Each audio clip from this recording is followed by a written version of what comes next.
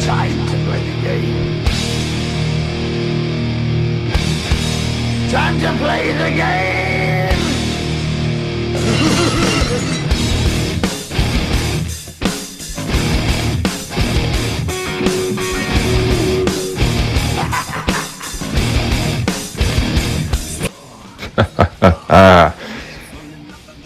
And once again, another pay-per-view, another show of dominance from the Punk and the Wolf.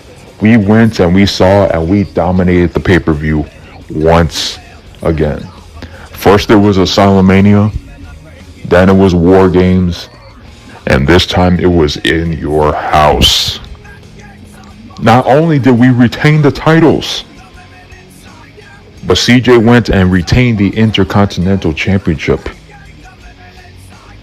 And I became the World Heavyweight Champion.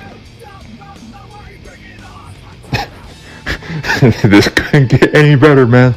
This couldn't get any better. You know what I'm saying? We went and we dominated the show, like we said. But before I get into everything else, let me just say right now, to give credit where credit is due to the Juggalo and the Natural. You guys put up one hell of a fight against me and CJ. But because both teams were on a roll lately, or have been on a roll lately, right? All four of us dominated Team FOS at War Games. But eventually somebody was going to lose. And it ended up being you guys. Because I'll give it to you, Juggalo, and I'll give it to you, to your friend, or to your tag team partner, Natural Boy Thriller, that, you guys gave us one hell of a fight. But had you not posed as much as you did, showboating and all that stuff, maybe if you did a little bit less posing, Juggalo Gamer, maybe you would have won the tag team titles. I'm just saying, had you not posed so much, maybe you would have beaten us. I don't know. But CJ and I took advantage of it. And we retained the titles. Just like we do.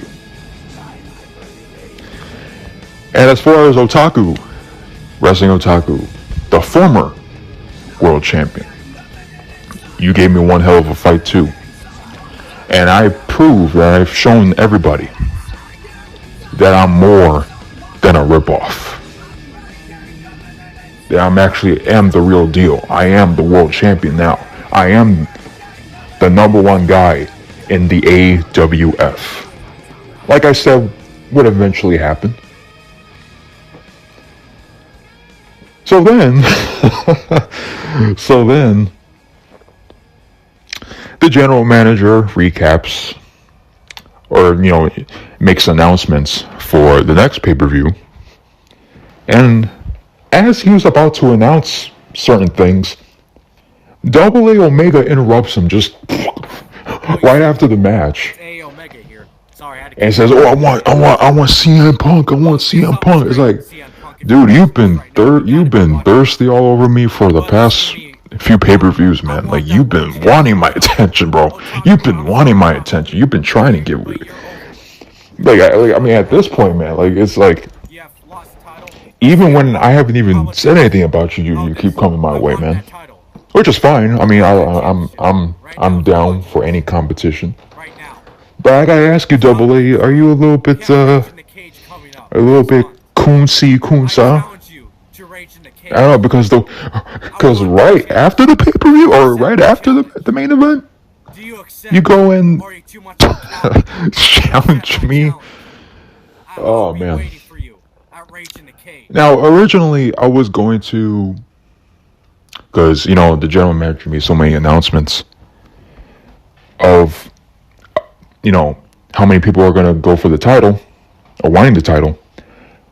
And I was going to originally go for a one-on-one match, but Since the general manager has already made statements without me even being around, I wasn't even a part of these meetings. You know what I'm saying? So I was going to make a decision to go one-on-one with him, but that's okay because I'm a fighting champion and I'm going to prove that I'm a fighting champion. You know, Double A Omega, I will give him this. He did beat CJ. So CJ won't be competing for the world title. And Wrestling Otaku wants to have his rematch. And JKP now has beaten Otaku to advance to the world title match. So, it seems to me we're going to have a fatal four-way for the world title. Which is all fine with me. But I do have a proposal for Double A Omega.